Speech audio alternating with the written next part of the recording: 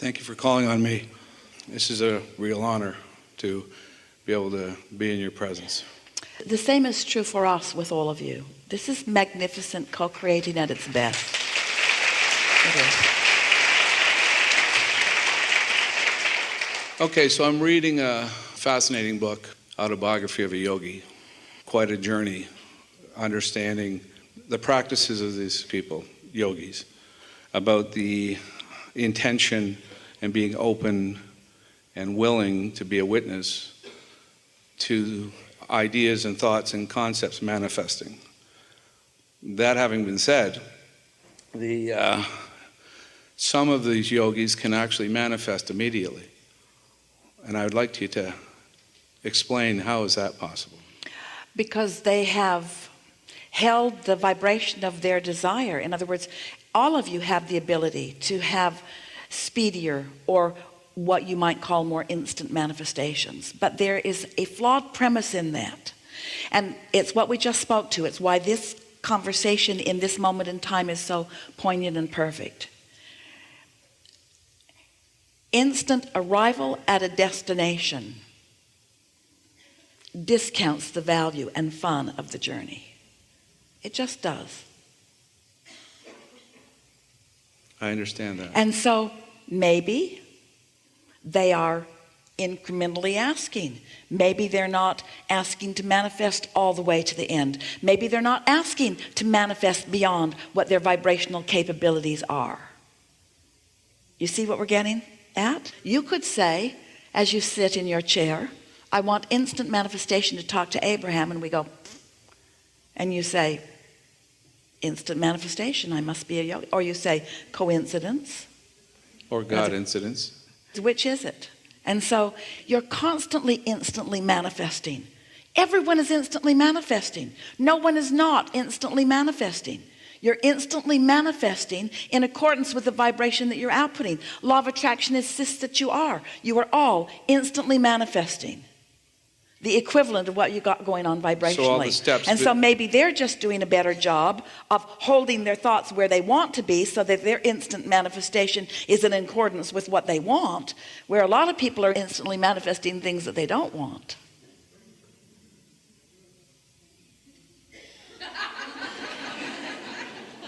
We thought you'd like that. Because it's true. It's what's really going on. Mm-hmm. You can instantly manifest clarity, or you can instantly manifest confusion.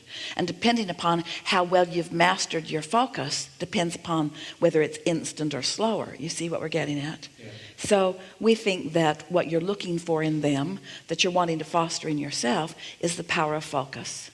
We also know that they find alignment before they begin to focus at all. Right. And that alignment really speeds the process because you tap into the power that creates worlds. Mm-hmm. That's everything, isn't it? Yeah.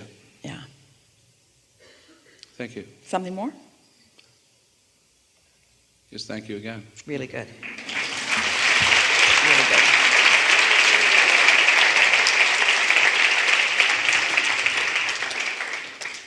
I'm so happy to be here. And on my drive in at 5 o'clock this morning, I was thinking, what could I ask you? And feeling really tired, I was wondering that I love creating my reality, and I know I get what I want, but sometimes... You get what you think about. Yes, what I think about. But sometimes when I'm so sure of it, and it doesn't happen, I often think, is that because something greater is going to happen? Maybe. Or because I wasn't ready for it? Well, it means either that you're not ready for it or it's not ready for you. It means that there's not a vibrational match. Or it means that what you think it is and what it is aren't quite the same. But if you start with the premise that things are always working out for you, and you start with the premise that you are worthy and that you are good and that things are always working out for you, and then you watch for the evidence of things working out for you, then that all clears up pretty fast. So I don't have to focus on a specific thing I want? I just have to... Sometimes that's fun. This is the way we would play that if we were standing in your physical shoes.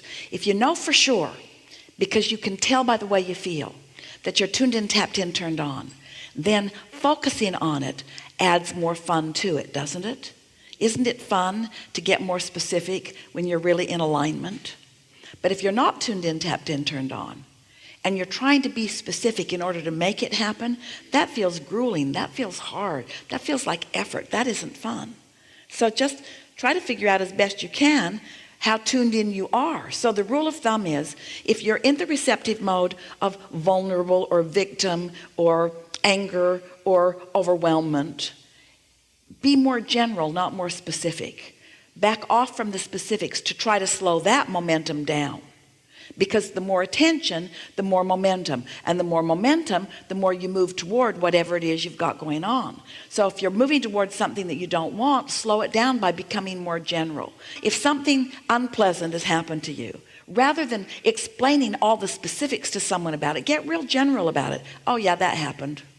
How do you feel about it? Not good. What do you mean? Give me more detail. Not good. Well, I want to know what you mean. Not good. Well, give me more specifics. Don't know how.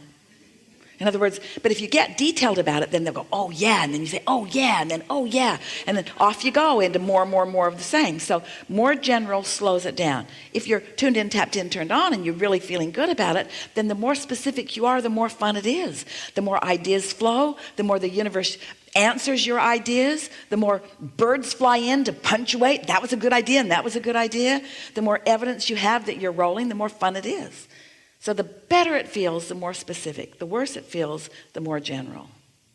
You did mention that when we sleep, we slow down momentum. Yep. Or that it stops. Sometimes I find myself dreaming of things, unwanted and wanted. And I would just like some clarification on dreams. And if there is no momentum, do we dream because that's foreseeing where our vibration is? Understand the difference between momentum and vibration. The thoughts that you've been thinking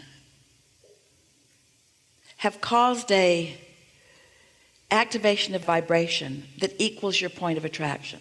So we've been saying for a long time that what you think and how you feel and what manifests always match. Same is true of your dream state. What you've been thinking and how you feel about it and what manifests in your dream state always matches. So when you go to sleep, while you're sleeping, you are not adding any more momentum to what's been going on. So when you awaken, your vibration is where it has been. But because there's not active momentum happening right now, that's your best opportunity to set it off on a different foot, to get out of bed on the right side, to reach for a thought that feels better. You see what we're getting at? When you awaken from a really good dream, say to yourself, ooh, I like that. And then replay it and try to get the feeling of it and increase that momentum. Get the vibration of that more practiced in your vibration. Make that a stronger part of your point of attraction. But if you awaken from a dream that is unsettling, then don't express it to someone. Don't try to figure it out. Don't reactivate it. Don't keep it active. And you'll begin to notice that the good dreams become more frequent. The bad dreams dissipate altogether. And the same is true of what's happening in your wake state. It just happens faster in your dream state because you are resistance free while you sleep. Also, it's important to know about your dreams. You didn't dream it all night long. You downloaded it when you woke up. And you downloaded it in accordance with the vibration that was active within you when you woke up. So if you went to bed worried, you're going to wake up less worried than you were when you went to bed. But you still most likely are going to wake up worried. And if you catch a glimpse of that and then you go back and regurgitate what you've been worried about, then nothing much changes, you see. So sleeping is the opportunity to slow down the momentum of unwanted thoughts, unwanted things. Also, appreciation is the most powerful tool for shifting vibration. Meditation is a powerful tool too. So of all the tools, sleeping or meditation or appreciation, because they all improve vibration and they all decrease resistance. Sleeping is not as effective as meditation. Meditation is not as effective as appreciation. When you sleep, you're not actively thinking. But when you wake up, you could remember what you were thinking. When you meditate, you stop thought. So your vibration raises. When you appreciate, you specifically guide the thought. You see what we're getting at? And so just use whatever tool is the path of least resistance from where you are. If we were standing in your physical shoes, every day we would sleep more than you do. I take frequent naps. Every day we would meditate more than you do. We would meditate for 15 or 20 minutes every day. And every day we would appreciate more than you do. And if you just do those things deliberately, your cork's going to float, your cork's going to float, your cork's going to float. And since you've already done all the other work, you've sifted and sorted and you've filled your vortex, and your vortex is ripe and ready for you, and now you're in the receptive mode, and now you can get on with what you came for.